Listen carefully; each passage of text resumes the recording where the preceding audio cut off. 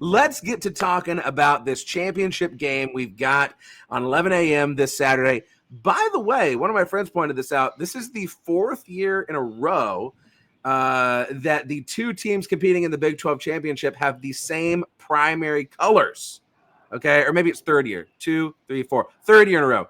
TCU, Kansas State, both purple. Oklahoma State, Texas, both orange. Now we got Arizona State, Iowa State, both, red. Okay, like maroonish, reddish. They're both red. Red and gold, actually. So that's interesting, to me at least. What are y'all thinking about the game? Man, it's tough because I love Matt Campbell. I got my start. Future West Virginia coach Matt Campbell. Yeah, right. Future the Ohio State head coach Matt Campbell. Future everything coach Matt Campbell. It would be very funny if he hung on this long just to leave. But I got my start covering Arizona high school football. Taylor Mauser's out there on your coaching staff. You've had a lot of guys come through from the state of Arizona. So I've always kind of been fond of the program. Not this week, not anymore. I got to find some way to draw up some animosity, and we took Brock struggling from you. How about that? You did, but because of that, we got Kenny Dillingham, because that was one of the many disastrous decisions of Herm Edwards' career. So it's an interesting trade-off. Hopefully the player to be named later in that trade is a Big 12 championship. Yeah, well, I mean, I would take that trade in a heartbeat. So how do we see this one playing out? I mean, it's a 2-point spread. It's a fascinating matchup because Iowa State plays pretty good defense. Arizona State runs the ball extremely well with Scadaboo. I mean, they took Arizona to the freaking woodshed there last week in that game that we were talking about leading up to last week. I don't know. How do y'all see this one going down? I think like the primary concern on everybody's mind right now is the wide receiver situation for Arizona State. We just got that notification that you guys are down your top wide receiver. He has more targets than the rest of the entire team does combined. Yes, that's true. It's kind of interesting for me because Iowa State is notorious for the bend, don't break mentality. We stay in a 3-3-5. Our pass defense is top in the nation.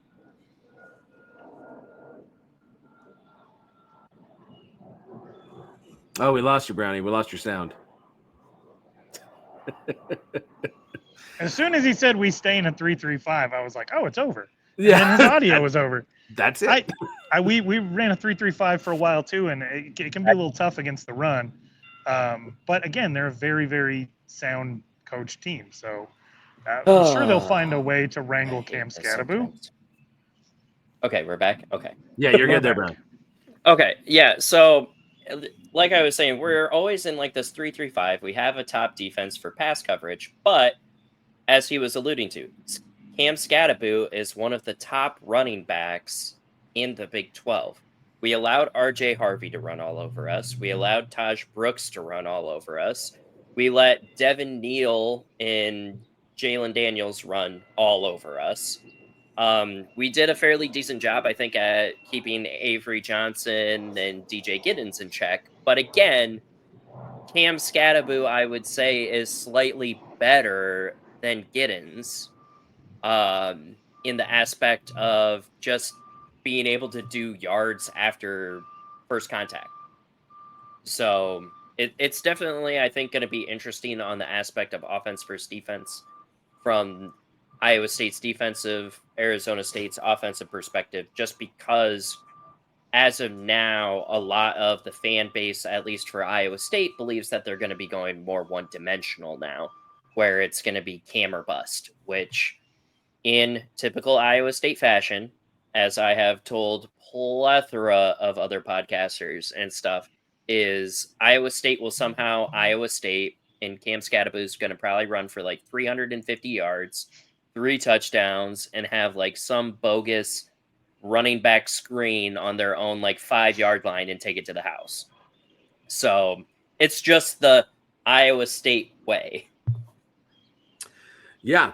Well, I wanted to make sure I shared this with y'all, courtesy of College Football Insiders. My good buddy Parker Fleming does amazing work with stats over there. I mean, surely if you're watching this show, if you're enough of a college football junkie to watch this show, you've heard of Parker Fleming. You ought to be checking out College Football Insiders. I found this pretty fascinating, right? Everybody seems to not know exactly which way this game is going to go. A lot of folks, I think, are leaning Arizona State's direction. You can see Vegas is leaning Arizona State's direction, but the advanced stats say that Iowa State has a slightly better win probability. Now, this doesn't factor in Iowa Stating things, like you said, Brownie. But, I mean, gentlemen, do you buy this essentially 27-27 game that we may be in line for here in Arlington? I think it's going to be a fun. I want 8 overtimes like Georgia Tech. Oh, Jesus. Please, no. I'm going to the game, and the people that I am going with, I don't think my bladder and my liver can handle an 8 overtime game. Brownie, if you're going to be in DFW, you know we got to link up then. 100%. Yeah, let's make that happen. Yeah. But yeah, I mean, you look at now. I don't pretend to be a an expert when it comes to a lot of these advanced stats and EPA per play margin and offensive success rate and all of this stuff. But there's a lot of blue. There's a lot of blue on this graph, right?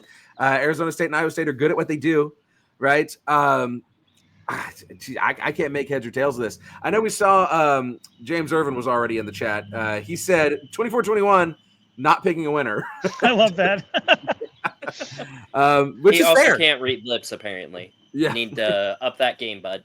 Yeah, but I don't know. I really want to push y'all to make some predictions here because I don't know which way this is going to go. And I feel like I'll be happy either way it goes. I think there's something to be excited about with both of these teams. So I don't want to be overly. Here's the thing: if any confidence is emanating from me, it has nothing to do with thinking that Arizona State's the better team. It's that for the last few weeks, Arizona State's been throwing this big party, and one by one, Big 12 teams have played the cops coming to shut the party down, and the party just keeps going. And so for me, it's like, all right, Iowa State is the latest to knock on the door and try to get the kids to scram, and it's just it shouldn't be this way. It's a redshirt freshman quarterback. It's a Sacramento State transfer running back. Jordan Tyson, who is not playing in this game, is one of those pieces of luggage that got thrown out by Deion Sanders in favor of Louis. They do have a really experienced offensive line that has been playing very well. They have a tight end. The passing game is going to be really iffy because it's not that Arizona State doesn't have other receivers. It's that Sam Leavitt doesn't throw to them. They do have Xavier Guillory, who is very talented. Malik McLean, Shimon Mateer, that kind of inline tight end that also came from Colorado. They have guys that can catch the ball. But as Brownie pointed out, I think it's 66% of all receptions. So not even just targets. He's having a real Calvin Johnson at Georgia Tech year for Arizona State. So if he doesn't have other receivers that he trusts, it could be a long day. But at the same time, Kyson Brown, who is Cam Scadaboo's backup, has come along as well and had over 100 yards rushing against University of Arizona. And so they feel very confident in their running game. And none of this should really be happening, and it doesn't ever really feel like the party's going to end. So I'm confident in Arizona State, but not even from an X's and O's standpoint. There's just a bunch of idiot kids that are somewhere where they're not supposed to be right now. And I look at Iowa State and I say, okay, this is the closest team to BYU in the conference in skill and in style.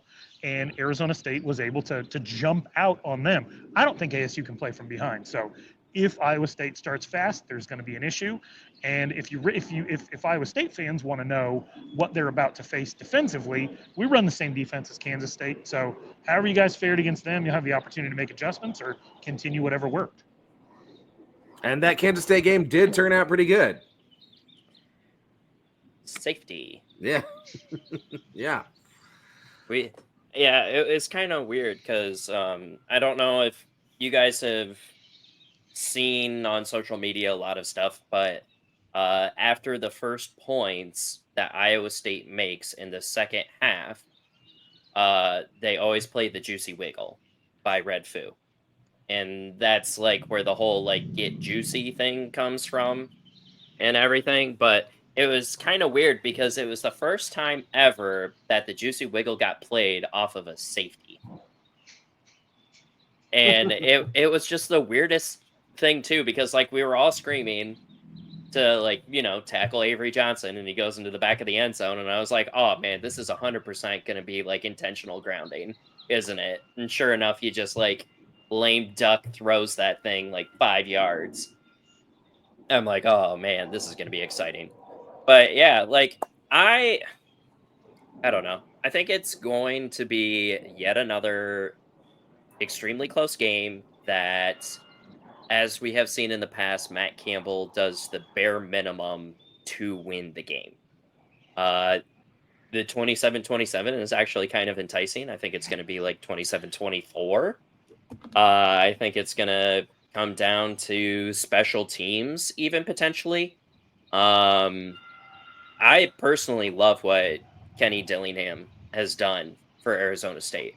I mean, the dude is in our age area, and he's doing 12. yeah, He's little big league rookie of the yeah, year. yeah, and like He's a the child dude is out there. doing what we do on freaking NCAA, right? Yeah. Like he just goes and picks his favorite school, and all he does is win it. And I think it's kind of fun and exciting in that matter. Iowa State had some challenges with K-State's defense, but it was mostly drop passes. And that could be tailored to the wide receivers just having a bad day, having a rough day. Maybe the weather took effect. But we also don't have a running offense to speak of. And Iowa State is notorious from playing behind, right? The K-State game is the second game all season that we have not allowed a first possession point score. So out of 12 games that we played, 2 out of 12, we did not allow points scored on the first possession. So as Ralph said, Arizona State can't really play from behind, and passing game typically increases when you're playing behind because you have to get those additional yardages. But that plays more into the favor of Iowa State constantly playing behind than I think Arizona State. So I really do think that it's going to come down to the second half. Who has the most gas? Who has the better adjustments? Who has the better play calling down the stretch? But I do see it probably coming down to a special teams play at some point in the entire game. And oh no. And as an Iowa State fan, that scares the living shit out of me. Apparently, both of you. Oh, did your school hold open tryouts for kickers with regular students in the middle of the year? We did not do that, but did your school miss a 21-yard field goal last week? We did. Actually. Cool. It's funny that you say that. If this comes down to special teams, it's gonna be 27-27. And it won't be 3 touchdowns and a field goal. It'll be 4 touchdowns with 2 missed extra points. So my absolute favorite thing about the special teams right now is that we always go to the right hash. Oh, goodbye camera now. You're here. We can still hear you at least. Yeah, my setup just apparently hates me today. But yeah, it's always funny if you watch us go for field goals, like on the third down, you can always tell that we just accept the 3 points if we run to the right hash. Every third down, if it's a run to the right hash, you know it's a field goal. Playing for I like it. Yeah, if it's a run left, run up the middle, or like a pass, then we're playing for funny money. But it's typically right hash, and for some strange reason, our kicker still misses it to the right when he specializes on right kick hash. I'm like, bro, if you miss to the right, go left. Like, what are we doing here? Well, if we're in field goal range, you'll know that we don't want to kick by running backwards 30 yards and throwing the ball into the stands. That was a good time. Can you get a kicker out of the portal during the season? Because I would love that. I mean, Maybe there's so much chicanery and silliness on both of these teams. It's just so perfectly Big 12. I can't get it. I mean, it's a great matchup, and I cannot wait to watch this game. And I mean, both teams, they have a bit of a Cinderella vibe about them, which is really fun. Arizona State, like you're saying, Ralph, is just red hot right now. I mean, no pun intended. Because I was sitting here trying to be like, well, I guess, I could say that Arizona State hasn't been that great away from home. So maybe then you give the edge to Iowa State. But that's not even true, right? They've won 3 straight home games, one of them being against Kansas State, right? I mean, Oklahoma State and Arizona, they both suck. But Kansas State, that's an impressive win on the road. And they should have won. They should have won in Lubbock. They should have won in Lubbock, but they were down 14-0 3 minutes into the game. And then I think they outscored Texas Tech 26-15 the rest of the way. But I mean, the mistakes that led to that 14-0 were all-time mistakes. And then you look at the Cincinnati game on the road, no Sam Leavitt. So we got some built-in excuses for sure. Yeah. Yeah. And then with Iowa State, it's that, Kansas decided to start playing there in November. Right. The combination of that, and we were down to 2 total linebackers and 3 total safeties on our roster that were able to play in that KU game and then the game following. So that was a rough stretch. But also, I don't know how Texas Tech always gets so lucky. Yeah, you have both lost to Tech, right? So there is that common opponent for whatever that is worth. Kansas State losing 23-22 at home. Of course, that was the first loss of the season. And then, like you were saying, Ralph, losing at Texas Tech 30-22. You both scored 22 on Tech. So even there where you're like trying to be like, oh, is there a differentiating factor? Nope, not really. So I really don't know what I'm. One just played really good defense against Taj Brooks, and the other one allowed like 300+ yards. Which was there's that. There is that. Here's a fun stat from Jackson. Thank you for getting into the chat, Jackson. If Iowa State wins the Big 12, it will not only be their first conference title since 1912, but also their 3rd conference title in school history. How does that work? They were killing the 1910s. Hey man, it's kind of weird because I believe I would have to look it up again, but our first title and I think even our second title were Missouri Valley Conference Championships. Man, when they started sending farm boys to war, you guys fell off. Hey man, yeah, we did because all of the good football players apparently decided that they wanted to be Iowa Hawkeyes and not care about farmers. Dislike. Man, so again, before I force myself to make a pick in this game, what do y'all think about the fact that in every single one of the Power 4 championship games, there is one team that was not in the conference the previous year? By the way, 2 of those teams, former Pac-12 teams, Oregon playing for the Big 10 title, Arizona State playing for the Big 12 title, just like we all drew it up. What are y'all's thoughts on that? Texas, SMU, Oregon, Arizona State, all of them in new conferences playing for the championship. My hope is that people all over the country are having that Bruce Willis moment at the end of Sixth Sense where he realizes, spoiler alert, that he is no longer with us. Because there's been so many preconceived notions about who can do what. And the truth of the matter is styles make fights. You introduce new styles to people who have kind of a long-standing way of doing things. They've kind of built the book on who all of their opponents are.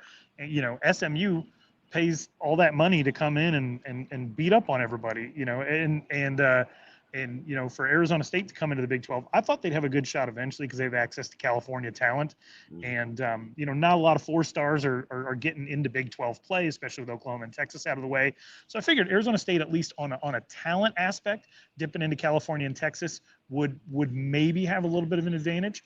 But when you look at Texas going to the SEC, that blows my mind. That I always thought the SEC was a little bit overrated, but now I'm like, break up the SEC. What's the point anyway? So I actually really enjoy this. Maybe outside of Oregon because they didn't, and I host a show with an Oregon graduate. I've always kind of been fond of Oregon and the way they do things, but they definitely didn't need a bigger head than they had going into all this, where they would struggle in the Pac-12 North against Washington and Stanford, and then all of a sudden they go into the Big Ten and they murder everyone with speed. Yeah. And so it's it's been wild to watch, but I hope a lot of people have had their preconceived notions challenged about how great their conferences are, namely the SEC, and the fact that all it takes is really coaching. What it comes down to, you introduce some new coaches, and in the SEC you can get away with a lot, just throwing big bodies against big bodies. You don't always have to have the best coaches at every single position, because a lot of the time they're going for who's the best recruiter. So you get some of these schematic geniuses to come in, and it gets real interesting real quick. Mm-hmm. Brandon, your thoughts? I agree a lot with what Ralph said. And when you really look at it, the Big Ten, I mean, let's just look at Big Ten. And I know that I'm mostly in Big Ten country, so I get a lot of this shenanigans. But the Big Ten as a whole, especially growing up, was ground and pound football. You win the game like 14-10, and the games are over in 2.5 hours because you're just constantly running at each other. Then you start bringing in Washington and Oregon, who, Oregon was one of the first people that really made the fast-paced spread offense, option run offense mainstream, right? Yeah, we're not going to count Rich Rod at West Virginia. Yeah, let's not count that guy.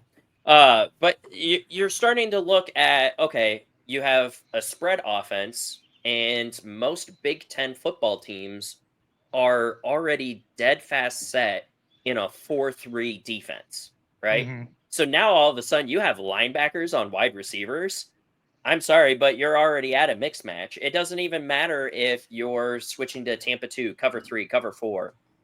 You could throw a QB spy on your Mike linebacker, but if you're not sacking that quarterback, and that quarterback has 2 to 3 seconds to throw the ball on a short slant, I mean, their speed over the top is just going to burn you every single time. And I think that's what a lot of Big Ten defenses are starting to realize, outside of your, like, Ohio State, maybe your Michigan and Penn State, because those teams have athletes, right? They have the depth at safety and at corner that they can go out and they can play nickel, they can play dime. But then you start looking at, like, Iowa, Wisconsin, Minnesota. They don't have as many of those deep secondary positions. So then they get stuck on, I would still say, extremely good linebackers. But those linebackers still are not going to be able to cover a 4-3-3 sprinting wide receiver in the middle of the field with no coverage over top, because your cover 2s and your cover 3s are too busy with the other deep threats. Texas, I think, is absolutely hilarious that they couldn't dominate the Big 12 in their first year. They go to the SEC, and all of a sudden they're just smacking everybody. Granted, with a very easy schedule. With a very easy schedule, yes. But nonetheless, go into the SEC and make it theirs. Mm-hmm. Which, if you also want to talk about fan bases that didn't need bigger heads, Texas is one of those. Yeah, right? You don't have to live around them, let me tell you. Like, they don't even remember losing. Yeah, that's what's fascinating. I kind of appreciate that. They don't even, like, they just were like, we've always been here. Yeah, they basically existed from 2002 to 2009, went into dormation until 2024, and then came back out and were like, oh yeah, we've always been here, not we back. Yeah. Yeah. No, but, there was back. What do you mean back? What do you mean back? We've been here this whole time. We've been in the SEC since forever. Yeah. But no, I just think that it's kind of fun to see other teams be in the conference championship games that are not the peak or, like, pinnacle blue bloods of their conferences. Whether that be the NIL, whether it be scholarship overhaul, whatever. I think that transparency is extremely great now, that the SEC SPN has to come up with some way to get a 3 to 4 win SEC team into the 12 bid, instead of multiple 2-loss teams in not the SEC. So I find it kind of funny. And there's our college football playoff rankings. That is offensive. Alabama at 11. That is offensive. I'm at the point where I'm like, hey, let them in. We'll see them out. let them in. I know the paycheck that comes with it is pretty large, and I would prefer that the people that enter the college football playoff earned it. But if you want to cry, then you can cry twice, because they're Right. not going to win. Like they've Yeah. proven that they're not. That not this year. They're not at that elite level. Alabama is not beating Oregon. Yeah. No. You know, and Bama's so not and, gonna. I don't They even might not be think Notre Bama Dame. will If, beat if this is Notre how it Dame. matches up, they might not be Notre Dame. hold on. I am hearing from inside my brain, Kalen DeBoer is the coach of Alabama, and Oregon has never won against him. So I might have to take that one back.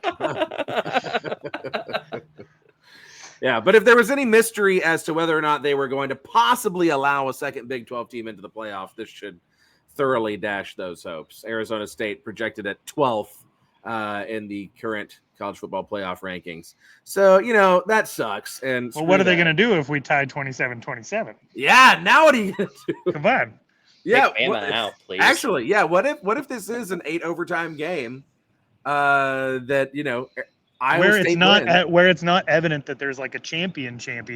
Yeah, Yeah, then I what mean do you do? that would be fascinating, especially because some of those teams that are in there they have the benefit of not having a conference championship to play in. But isn't there a couple in there that they're really kind of risking it, right? SMU. They gave them a They're- first round bye. You'd But of think course, if they do have SMU to beat loses, they'll Clemson. keep They have them to around. beat Clemson. Interesting. They got to beat Clemson first. Yeah. Where do they have? Which is Clemson? honestly absurd. I mean, and it's also absurd that I have to defend SMU. But like, it is ridiculous for a team to go undefeated in conference play in the regular season and then have to win their conference title game. You're punishing them for having a conference title game while you were elevating Georgia Yeah. for playing in a conference title game. It's absurd. And you Yeah. should watch the games. They gave everybody a tablet this year where you could watch the games in 1 hour snippets. SMU's punching everybody in the mouth. When Yeah. they made that switch to Kevin Jennings, they ran the ball. Like they've run the ball 40 times in a game about 8 different times this year. That's how they did us. Yeah. So I don't know. I don't. Not a lot of it's making sense. In the AP rankings this week, the number one loss team is SEC.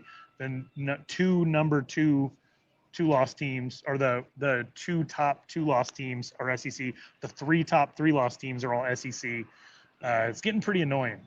Yeah. Well, To say the what's least. also extremely annoying too is, you know, we always talk about the Big 12 cannibalizing itself in men's basketball, right? Like it's an extremely tough conference and we always cannibalize ourselves and then we get screwed in seeding because we cannibalize ourselves. And it's kind of weird how everybody in the media always talks, oh, the SEC is ultra competitive. Like there is a bunch of transparency. Like there is no bad loss in the SEC. But then when you go to the Big 12 and you see a 7-2 Arizona State, a 7-2 Iowa State, a 7-2 BYU, a 7-2 Colorado, and then you have 6-3s Baylor, TCU, and Tech, everybody always goes, oh, their conference just sucks because everybody can just beat everybody else. And it's like, isn't that what conference play is supposed to be? Like, you should be competitive top to bottom. There should be, like, a last day extravaganza where there's 50 different scenarios on who could go to the championship game. And you literally now have to wait for the very last game to figure out who actually is going. Like, it's super fun and it's super exciting. Like, why do I want to watch the SEC when I know that Georgia, Bama, and one other SEC team is going to get into the 12 seeds when they honestly don't even deserve it? And I don't think they respect elasticity. We're all making fun of Utah and Oklahoma State for what happened to them this year, but for the longest time, Oklahoma State didn't have that bottom. And now it really feels like everybody in the Big 12 could have a 3-9 season like Arizona State did and then turn around, or TCU, and turn around and go to the national championship. And so, that elasticity, basing things on what happened last year, you can't do it anymore. It's really what's happening this year. It's not reputation. It's not logo. It's not prestige. It is what is the product on the field. And I would hope that the people who are watching these games, judging these games, actually have the ability to discern what teams look like. And if not, we got to move it out of the hands of athletic directors and into the hands of the people who set the lines, or Las Vegas, or statisticians, or people who actually take all these things into account. If they really can't be trusted with it. Some of it's easy. Oregon at 1 is easy. Now the FPI says Oregon at 6. I don't know how to explain stuff like that. But you won all your games in a Power 4 conference. You should be number one. Exactly. Yeah. It's really pretty simple. But I've watched SMU a lot this year, and they clearly belong. Even if they lose, they belong. They should be allowed one conference hiccup. The BYU game is against a great team that was very competitive, but we're going to give Alabama the respect of playing Mercer in November and losing twice to 6-6 teams. Mm-hmm. And one of those losses was what the kids call expletive deleted pumping. So yes. I couldn't have said it better myself. As far as this championship game, I think I'm going to give Iowa State the edge in this one. I see it, being something like a 27-24. I think that's right in the neighborhood. And the only reason, what I've come around to is the only reason why I think Iowa State has an advantage here is that Matt Campbell has coached in this game before, right? Mm-hmm. Iowa State was in the Big 12 championship in 2020, and as a bizarre season as that was, they played against Oklahoma in that game. Arizona State, Kenny Dillingham is doing an amazing job. He's building something spectacular there. They haven't even been in a bowl game since those Herm Edwards years, 2021, right? And they have not played in a championship game in a decade, since 2013 with Todd Graham, right? And I have to think that that's going to play some role here. Obviously, none of the kids on either side were a part of a championship game, but I think it matters, especially when Kenny Dillingham is literally my age. And I'm trying to put myself in that situation, right? I think it matters that your coach has some experience in this game, and also you do factor in that in large part, Arizona State, yes, it's been like a month-long party, but they haven't always performed well out of Tempe. I don't know. That's how I'm rationalizing it in my brain. But I would be thrilled with either team winning this. I think it's a very fun matchup, and I'm just hyped. I'm tickled pink about it, personally. My biggest fear for Arizona State is, I went to this college, and I don't know how. I'm not 100% sure how any of the people I know performed at 11 in the morning. 10 a.m. local. There is that. Yeah. I guess don't sleep the night before is maybe the strategy here. That is a part of it, right? Yeah, for sure.